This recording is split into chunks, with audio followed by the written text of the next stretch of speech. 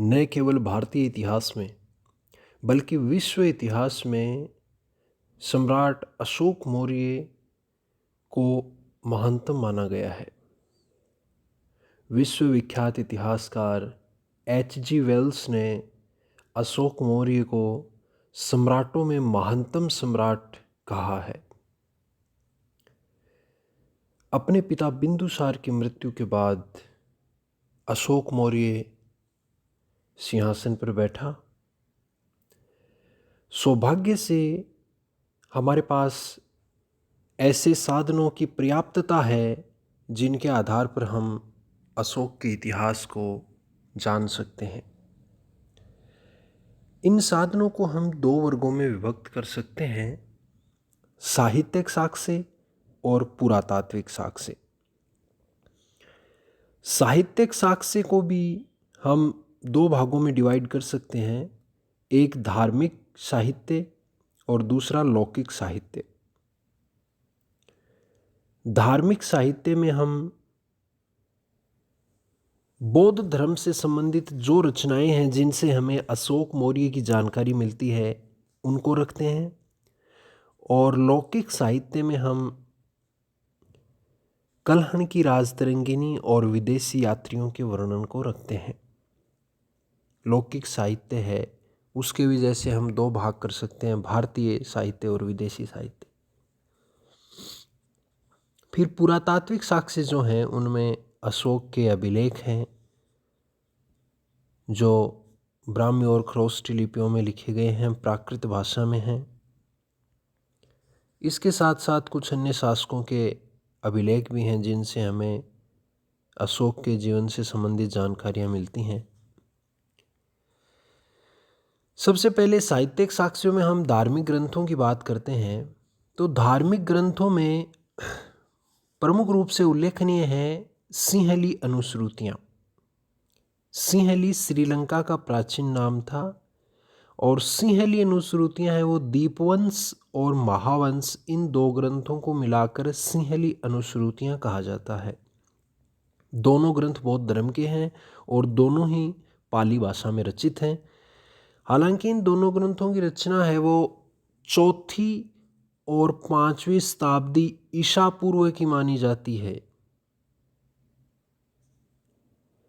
तथापि इन दोनों ग्रंथों ने अशोक के धर्म व राज्य पर पर्याप्त प्रकाश डाला है। सिंहली अनुश्रुतियों में दीपवंश और महावंश शामिल हैं। दोनों बौद्ध धर्म के ग्रंथ हैं, दोनों पाली भाषा में रचित हैं और इनका रचना समय है वो आप ऐसे याद रख सकते हैं कि दीपवंश का रचना समय 4वीं शताब्दी और महावंश का रचना समय है वो 5वीं शताब्दी, याद रखें। इन दोनों ग्रंथों ने अशोक के धर्म व राज्य पर पर्याप्त प्रकाश डाला है। इसके अलावा हम बात करें तो बौद्ध ग्रंथ दिव्यावदान है, उसमें भी अशोक से संबंधित अनेक बातें हमें मिलती हैं। बौद्ध ग्रंथ दिव्यावदान। इसके अलावा अशोकावदान माला है जिसमें अशोक से संबंधित अनेक विवरण मिलते हैं। आर्य मंजूश्री मूलकल्प जो बौद्ध ग्रंथ हैं उससे भी अशोक के बारे में अनेक विवरण प्राप्त होते हैं। इसके अलावा जो प्रसिद्ध बौद्ध विद्वान हैं बुद्धघोष, बौद्ध विद्वान बुद्धघोष, उनकी दो रचनाएं हैं, एक है समंत पासादिका और एक है सुमंगल विलासिनी। बुद्धघोष की दो रचनाएं हैं। हालांकि बुद्धघोष का समय है वो गुप्त काल का माना जाता है, लेकिन उन्होंने अपनी रचनाओं में मौर्य काल और विशेष रूप से अशोक के बारे में पर्याप्त सामग्री अपने ग्रंथ में लिखी है। तो बुद्धघोष की दो रचनाएं हैं समंत पासादिका और सुमंगल विलासिनी, जिनमें हमें अशोक के जीवन से संबंधित अनेक बातें हैं वो मिलती हैं। अशोकावदान माला है वो महायान संप्रदाय का प्रमुख ग्रंथ है, अशोकावदान। और इस अशोकावदान ग्रंथ के प्रथम भाग में हमें अशोक से संबंधित पर्याप्त सामग्री मिलती है और दूसरे भाग में उपगुप्त नामक बौद्ध भिक्षु द्वारा अशोक को दिए गए बौद्ध धर्म के धार्मिक उपदेशों का संग्रह है। ये धार्मिक साहित्य के प्रमुख ग्रंथ हैं जिनसे हमें अशोक के बारे में जानकारी मिलती है। लौकिक साहित्य में हम बात करें तो सबसे पहले कल्हण की राजतरंगिणी को ले सकते हैं। इसमें हमें मौर्य सम्राट अशोक का विवरण उपलब्ध है। विदेशी यात्रियों की अगर हम बात करें तो फाहियान और हेनसांग के नामों का उल्लेख कर सकते हैं, जिन्होंने अपनी यात्रा विवरणों में अशोककालीन घटनाओं का उल्लेख किया है। अब बात करते हैं हम पुरातात्विक साक्ष्यों की।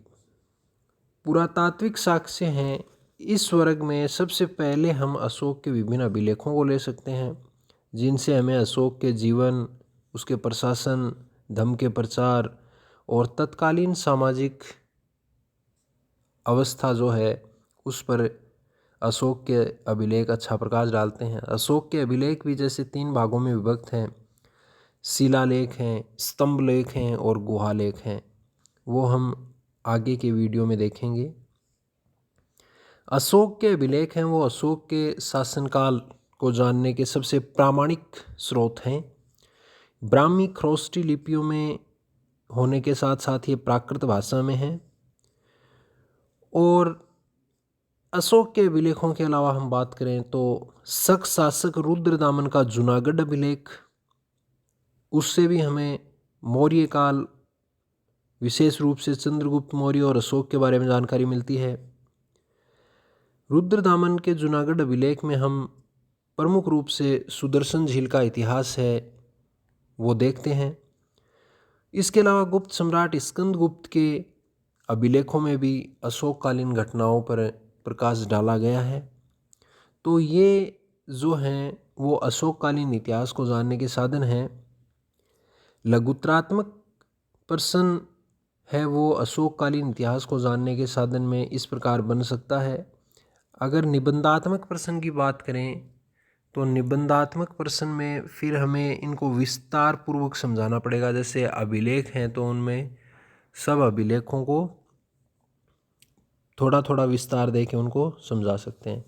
तो इतिहास जो अशोक का हमने जाना है वो मुख्य रूप से 2 भागों में हमने उसको बांट दिया, साहित्यिक और पुरातात्विक। साहित्य को भी हमने 2 भागों में बांट लिया, धार्मिक और लौकिक।